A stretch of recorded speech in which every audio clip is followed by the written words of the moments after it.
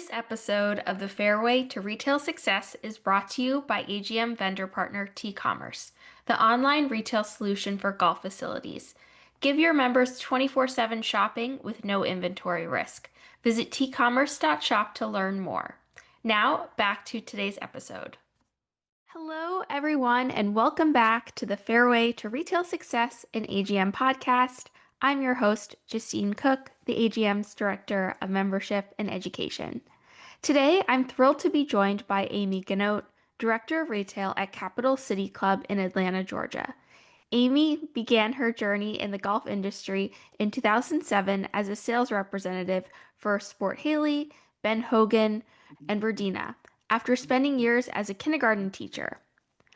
From the very beginning, she was drawn to the relationship side of the business, finding joy in connecting with members and helping clubs develop successful buying strategies. In 2010, Aimee transitioned into merchandising at Druid Hills Golf Club, and in 2014, she joined Capital City Club, where she leads their retail program today.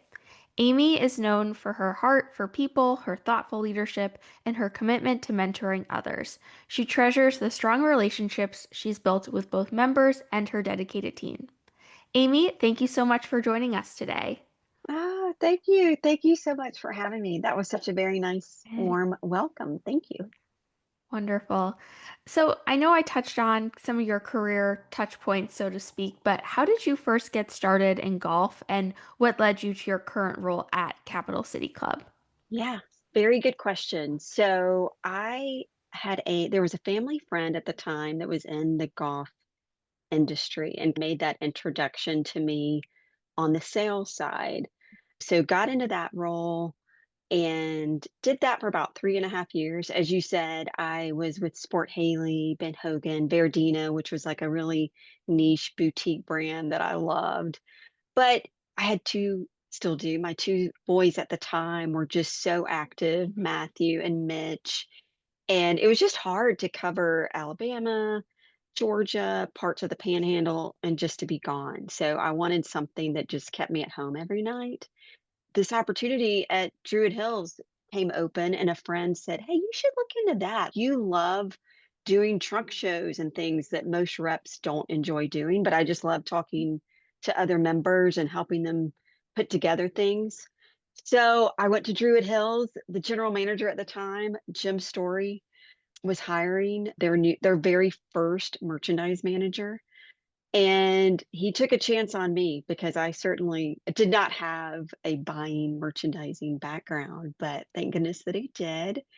And then was there for about 4 years. And in 2014, when Steve Archer came on board to Capital City Club, he gave me a call. And 11 years later, I'm still here and I love it. And so thankful that all those things transpired. Jim Story giving me a chance and Steve Archer making that phone call. So, Wonderful. That's awesome. So, I'd like to talk a little bit more about that transition going from being a sales representative to a merchandiser. What was that move like, and what advice might you give to someone who's considering moving to the other side of the table, so to speak, in a different yeah. type of role in golf? Yeah. No, it was interesting. There was a lot of really fun things about it. There were definitely some challenging things about it. Like I said, when I was a sales rep, really what I loved the most was the relationships, the friendships that I made with other buyers and people in the business, other vendors, and honestly, the members that you meet along the way sometimes when you help out with events and things like that. So that came really natural to me, just the relationship and that type of thing. And then putting together a nice buy, a collection.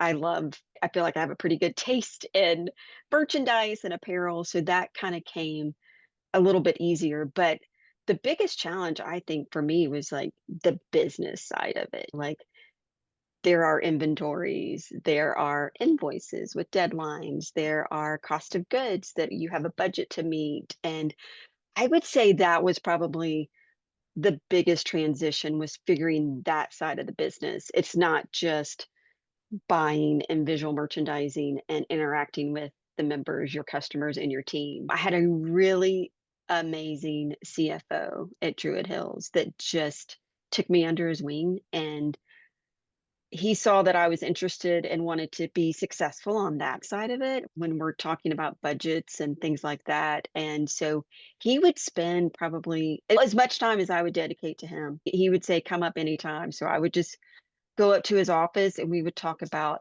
the business side of everything. That was the part I probably didn't know the most. So it was just on the job training, a CFO that took a big interest in it, which obviously he was responsible for the financial success of the club and stuff like that. So that was amazing. I had a really good mentor that I met as a rep, and her name was Jean Silvereisen, and she was the director of retail at Reynolds Lake Oconee before Caroline. And we just became fast friends as vendor and sales rep. So Wow. when I took this role, she was like, "Call me when you need me." And it was probably I had about a 45-minute commute to work every day, and she was awesome and probably gave me 2 of her mornings on my way, Aw. almost every week for at least a year or 2, Aw. and was just helped me out a ton. So just finding those people, my advice would be find the people that, that will give you that extra time. And most people want to. They want to see you succeed. Cameron McPhail, who's our Peter Millar rep, I remember our first meeting and he's, "Where's your plan?" I'm like, I didn't have one. Like we knew we needed Peter Millar in the shop, but we had I didn't really have a lot of sales history. So he sat me Mhm. down. He's like, I need this. I need ship dates. I need this. I'm like, okay. So then every meeting we would talk about my plan, and you've seen my plan today. It's like this 6 tab spreadsheet of all this stuff, and it started with nothing. So just getting a lot of people in your corner Mhm. and using your resources that you have, I would say, would be a good advice. Absolutely. Yeah, I think I always encourage people if they want to try something on the other side of the table to try it. That I feel like sometimes it gives folks a more well-rounded experience. So So too. I think there's worth, even if you know you're not going to be on the other side forever, if it's the right opportunity, I think it's worth trying it. If you're a merchandiser, going to the vendor side, seeing how that business works, and you can always come back to merchandising or whatever it is. Whatever it is. We had one of our golf professionals last year, Andrew Brewster, he went to the other side. So now he works for Straight Down. So he's our rep. So his very first appointment with us, and it was awesome. So Evie and I sat down with him, and he had his samples, and he probably had them for 3 weeks, and we were his first spot. And he was Aw. like, how does a buyer want to see the line?" So we switched roles. We're like, "Andrew, sit right there." And we were like, and he has his own way of doing it, but I thought that was so smart of him. He switched the tables, but he also knows, "Hey, how should I have this? How do I organize this on my rack? And how do people want to see the line?" And no, it was awesome. That's fun. It's always fun when that happens, and you never Yeah. know when someone who's your colleague might be your sales rep, or your sales rep Yes. might be your colleague one day. Those things Yeah. happen in golf. Yeah, absolutely. So, you are recognized for doing some really cool local partnerships in Atlanta with brands like Sid Mashburn, E. Newton, House of Fleming. How do you approach building those very local relationships, and how do they enhance your member experience in your Yeah. shops? Those have been so fun. Like our whole team loves it and our members absolutely love it. So they each kind of happened a little differently. I'll start with Sid Mashburn. Their team did start with, they get named as best men's retail shop in GQ all the time. They are an icon in Atlanta, and he has flagship stores now all across the country, but just men's specialty retail and Mashburn. They have the women's side too. So he is a staple in Atlanta for off the rack, but made to measure things, custom stuff. A lot of our members were already his loyal customer. So he started this brand, the golf side, with just a few niche things for to get into the golf retail space. So we had our first meeting at their location in West Midtown. Sid was there, a lot of his team was there, and he starts naming off all of these members that are already their customers. Like they come in the shop, they have their sizes. Wow, this could be more than just ordering a few things for the shop to just have on a table and we just buy and buy. So he came, it was a lot of his ideas and our ideas, but we've done truck shows and it's like this men's, they call it a men's traveling trunk show. So they send their team and we've had 3 so far, and it's been amazing. Our members now, they used to drive hit a little Atlanta traffic, as we tend to have from time to time. 7 miles can take an hour, but it Sid Mashburn now comes to us, so they make appointments. Their master tailor will come on property, and they'll place their made to measure and custom suits and stuff like that. And it's been amazing. Our very first one was when we were in our temporary space during our renovation. And so we had our holiday sale in the ballroom in the main clubhouse. And so we had Sid's team out there. And no one told us, but about 30 minutes in, here comes Sid. So he was there for most of the trunk show, and our members were just they loved it. It was pretty amazing. So that kind of happened a little organically, but then how we've grown, the things that we can do together has been with Sid and his team and Connor, who's a big portion of that too. House of Fleming. Now he's a staple on the PGA market too. Like a lot of the players, Justin Thomas, a lot of players wear the custom gator belt. So when he was on property, he's showing us all these text messages from all the PGA players that are ordering belts from him. But they've never really been in the retail space in the golf industry, but we set up this partnership for them to do our member guest. And again, he's a staple in Buckhead. Everybody just knows you go to House of Fleming, that's where you get your really nice skin belts and stuff like that. They had all of these different skins and the members could pick out what they wanted for during our member guest, which was pretty amazing. And then E. Newton, that one's kind of special. Elizabeth is local. Her brand is in the Buckhead area, but her and her family are also longtime members of the club. That's been pretty special for us. It was a little bit in waiting, when it felt right for her to feel comfortable with it being at the club. But once that happened, we launched it last year and it's been amazing. Our WGA, that was their member guest gift. Their theme for the member guest was a league of their own off after the movie A League of Their Own. So when they started talking about gifting and they said, "What do you think? Do you think we could do E Newton?" Because we feel Elizabeth started this business as a mom of triplets and out of her house, and now it's this really big business, and they felt like she was in a league of her own as just a woman entrepreneur, so that was neat too. So that one's very special to us. Very cool. I love how all those take shape and those local partnerships are really, you can't replicate that somewhere else. So I think those are No. so important of wherever someone is in their shop, leaning into those, whether it's a local designer or a local event or whatever it may be. Yeah. Our very first E. Newton order for the shop, they delivered it to us and brought it to the shop, and, that was neat. They were excited, and we were too. Very fun. That's awesome.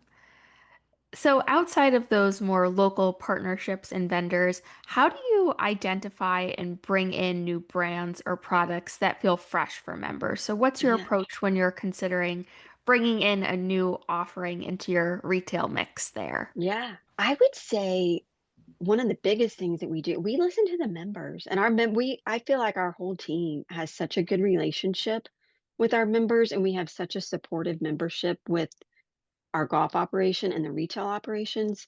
So one, we definitely listen to them. If there's something that they've been looking for or that they've seen other places, we definitely look at those, obviously. And they've definitely led us down some really good opportunities. I would say too, PGA show, I mean, that we've learned along the way not to book out appointments after appointment. We use that time to look at up and coming vendors, things that are new. The AGM retail conference, the product preview, that's a great spot to find something maybe that you didn't No, and they may get lost out on the big showroom floor. I feel like that's a great opportunity. The one-to-one, we've met some of our pretty amazing partners there, which is also during the PGA show. We met A. Putnam there. And the thing is, I think it just shows, like, that appointment was made for that one-to-one. You just show up and your appointments are made for you. It's nothing that Mhm, you pick yourself, you just trust the process. And we met obviously, we met Allie there, which has been one of our biggest finds there. We met Harleston's there, Smith& and Quinn, and they've been big new partners for us. So, PGA show, local shows, we try to get down to the apparel mart. We're lucky that we have a city that has a market, so mhm. we go there, and we look at social media, and we look at what other clubs are doing too. We love following other clubs and looking at their post and looking at Instagram. We'll follow little fashion influencers and see what they're doing and seeing if it relates to us, because we do carry in the Brookhaven shop, we definitely carry more than just golf retail. We cross over a lot, so we look at different fun things that might not be golf, but definitely would be a fun retail things that we feel like might relate to our members too. Very cool. And you mentioned your renovations briefly earlier Yes. when talking about Sid Mashburn. So, your shop renovation at Brookhaven was certainly a major milestone. Can you tell us a little bit about that process, how you approached merchandising, design, managed a team during such a big project? Yeah, no, that was definitely probably one of the biggest milestones that I've had in my career in this space. So it was pretty awesome. So our club was going through a phase 4 renovation at the time, which was including big spaces, big new renovations and things in the Mm. clubhouse, all a kitchen, men's locker room, ladies' locker room, adding on to fitness. It was a huge project. Once we found out that part of the project was going to include utilizing the golf space, we were moving down a little bit, that we were going to be able to get to be included, which was pretty awesome. Steve Archer was the director of golf at the time, and we had seen some of the work that Tom Hope Design had done, and so our hope was that we were gonna get to partner with them. So our governing board at the time and the planning committee, they approved for us to be able to utilize Tom Hoke and Will Dorenzo and the team. And that process, the design process, it was a solid 2 to 3 years of just Wow. getting the layout and the space and where our actual space was gonna be once it's all decided, because that takes some time, but site visits, Zoom calls, planning. We went to some of their sites to see some of their work, so that Mm, was a lot of fun. So the planning is one part of it.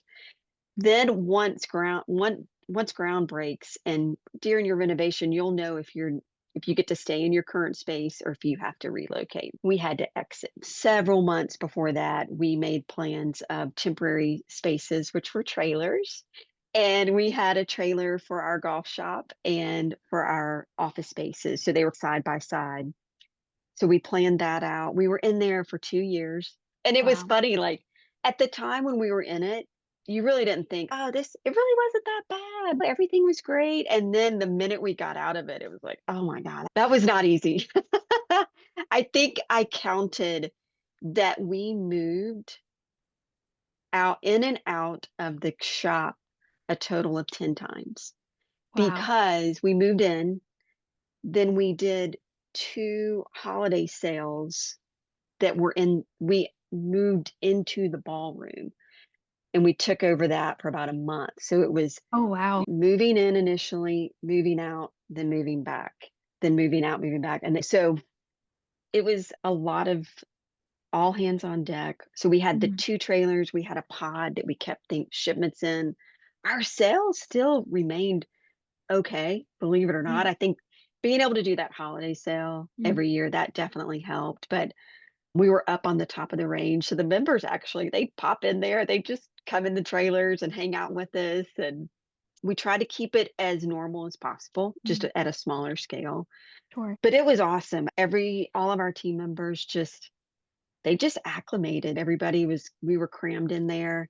Occasionally, if it got a little too intense, everybody on top of each other, one day, we were like, "We gotta do something. It's getting a little tense in here." So, Andrew at the time, I was like, "Let's I don't know, let's get some Nerf guns in here and, like, just do something fun." So, within 2 hours, Amazon had 5, and we started having Nerf gun worlds in there, just trying to lighten it up a little bit, but it was fun. There were fun parts about it, but it was definitely challenging. But I think planning, just realizing there's a lot of planning that goes involved and with it for just the plans, and then planning your temporary, and then planning how you're gonna get back in that shop. And we gave a lot of people we trusted a lot of people on our team to, "You're in charge of this space, and I wanna see what you do, and then we'll tweak it if we need to." So, a lot of trust, a lot of just giving people autonomy to do things, and it really made for a great grand opening, and we've been just off to the races ever since. Amazing. And renovations is definitely something that we get asked about a lot by our Yeah, members. So I'll yeah. certainly refer them to this episode. But anything around, I know you mentioned doing fun things, but keeping folks focused on a big, long project. Any strategies around that to keep them motivated and like I could see in a longer term project like that, them maybe losing sight of the bigger picture or what the end goal is. Did you find anything helpful in that way? Was it keeping them involved throughout the design process? Was it keeping them updated? Anything like that have an impact? I think exactly what you said. It was definitely keeping them involved when we would have meetings, construction meetings, showing them the plans. We went down once they started doing construction and you could see the space and it wasn't done at all. We I would take people down there from our team probably 3 or 4 times a week. Look at Oh, this, and wow. where do you like, this is where your desk space is gonna Mm, be, and so keeping them engaged for sure, communicating a lot, and then just acknowledging it. Yeah, this is not easy. Probably, I would say if you were to ask anybody, probably their least favorite parts of that transition was if it was your time to be in the trailer and be in the shop, because you were by mm, yourself. There wasn't mm, really even it was like this narrow trailer, and it looked okay, but the counter space, there was only mm. enough room for one barely one person. So, Ah, when you were in there, you felt like you were on an island. So, trying to acknowledge that and make sure everybody had a turn in it. It wasn't like, okay, this one person is you're the person in the trailer watching the shop. Like it was we still had our counter shifts just like we do in our main shop. It was like, okay, you're there from 7 to 10:30, you've got relief. You're not in there all the time. I think definitely acknowledging some of the challenges that they were definitely they were real. We had ups and downs, mm, but I think communicating, keeping everybody involved, and then just showing them the progress. Hey, it's coming along. We do have a light at the end of the tunnel, and feeling like they were a part of it. What head covers do you think we want on our grand opening? Like thinking about all the things like that and getting them involved in it, I think definitely helped a ton. But I would say that was the toughest part was just you felt we even though our members came in there, you felt kind of alone. mm. Aw, I could see Yeah. that. Great. Thank you for your advice with that. Oh, sure. You and your fellow Atlanta area merchandisers are so recognized for being such a strong and welcoming community. I know you share your ideas locally and you have an ABC buying club. How important do you find it to connect with your local merchandisers, sharing ideas, visiting each other's shops? Can you talk about the importance and what you get out of that locally? Oh my gosh. That's I just feel like that is probably one of my favorite things that we get to do every year is when we all get together, and it started a long time ago. When it first started, I think it was me and Krista Elmham at Eastlake. We became friends when I was a rep. And so then when I went into the merchandising role, we just continued our friendship. And it was, hey, I want to see, I'd like to come see Eastlake 2 weeks before the tournament. Can I just come take a look and stuff like that. So it started there. And then as the buying group grew within Atlanta, Sophia went to Cherokee. Christina was there, so she was a part of it too. And now she's back at Atlanta Athletic Club. So it's all full circle, but it's awesome. One, we all get together. We talk about industry stuff. We talk about personal stuff. We talk about everything in between. We have a commonality of our jobs are very similar, but yet also very different. But then I think we just like each other. There's no competition. If Cherokee's doing something amazing, like, we love that for Sophia and her team. Same for Eastlake. It's been awesome. Like, we just support each other. Like, Kristen Everard, who's now leading the section, we had a little lunch for her a couple weeks Oh, ago, and it was like, you are always a part of the group. Once you're in, like, you're in it whether you want to or not, and it's mhm. expanded. So one of my best friends, my very best friend, is the buyer at Colleton River in Bluffton. So her and one of her retail team members, they came and spent the day with us. So it's open forum. Anybody that wants to can join us. But I just think it's so important to share ideas, but just it's the days can be long. The summer, when you're in peak season, it could be tough. And it's nice to know that you've got friends and you have colleagues that are going through it with you and sharing the struggles and the successes together. And it's just a nice people to lean on. We get together, we have group emails, we have a group text, and we just know if you ever need anything, like, the group's there. And, Mhm. like, last year, for the first time, I told Krista at Eastlake, I was like, "I'm coming out, like, I'm gonna come and just volunteer a day during the tournament. You tell me your busiest day, and I'm literally just gonna walk around and talk to people."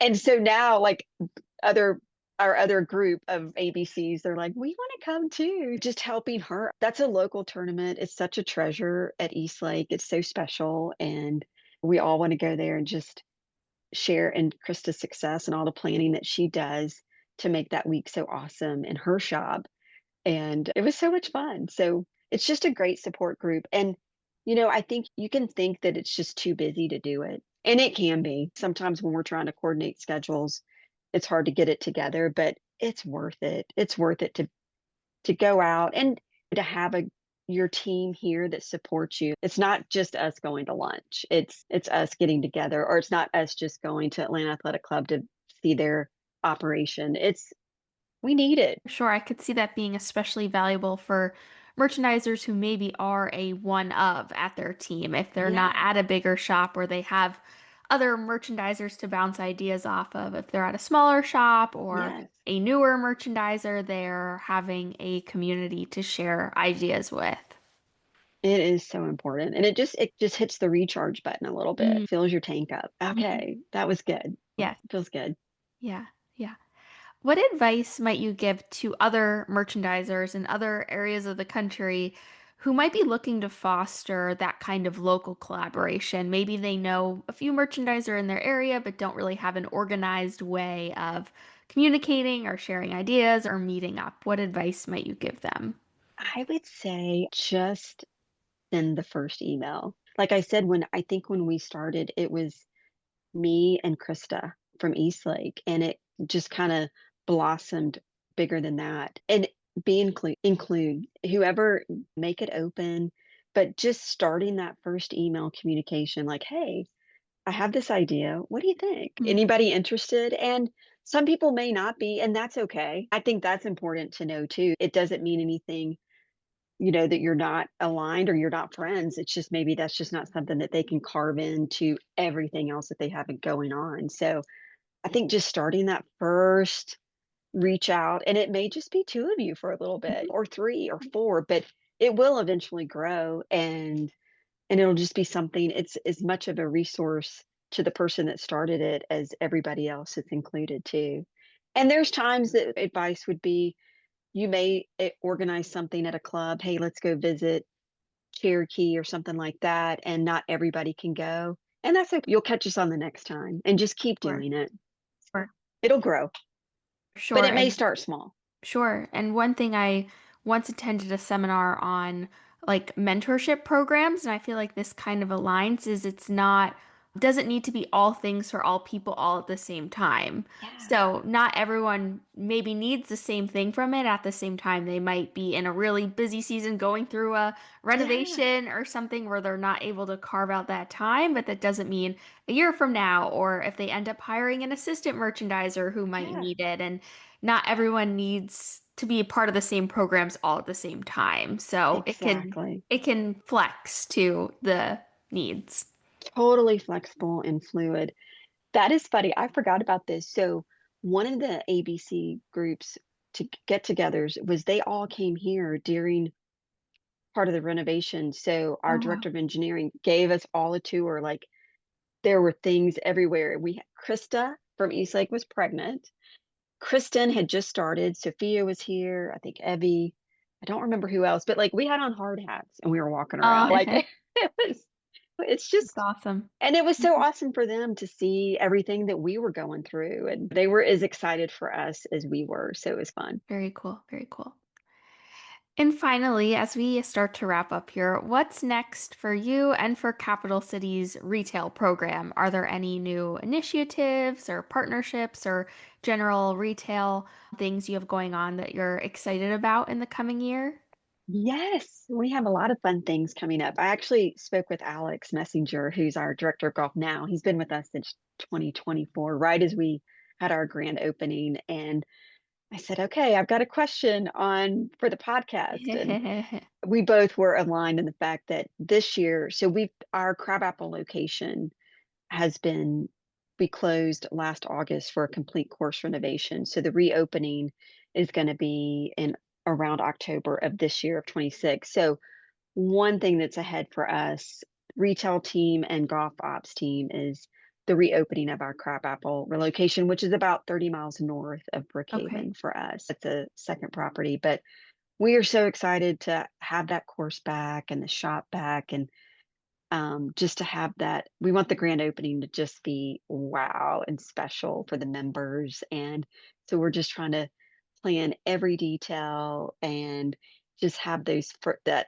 first week or two that they get to go back out to Crabapple and just make it special. So that is first and foremost of just getting that all dialed in. And then we're always just looking for new and fun vendors throughout the year. We've got a few things that we're looking at. Evie made a good connection for us with Barber. So we are starting a partnership with them this fall, which I think is going to be fun. We're looking forward to that. But biggest thing on the horizon for our team is reopening of Crabapple, which we're super excited to do. Amazing. What a great thing to look forward to. That's Yeah. terrific. Yeah. Thank you so much, Amy. It's been so terrific chatting with you and It's getting been to fun. know more about you, all about all the great things you're doing at Capital City Club. So, thank you so much for sharing with us today. Thank you for having me. It's been a lot of fun and love what you guys are doing with the AGM. And it's just so awesome to be a part of it and just appreciate you guys so much. Thank you. Thank you. And likewise, we appreciate all your great support of the AGM. You bet. And thank you, everyone, for tuning in to another episode of the Fairway to Retail Success. We look forward to having you join us again soon in another upcoming episode. Take care, everyone, and have a great day.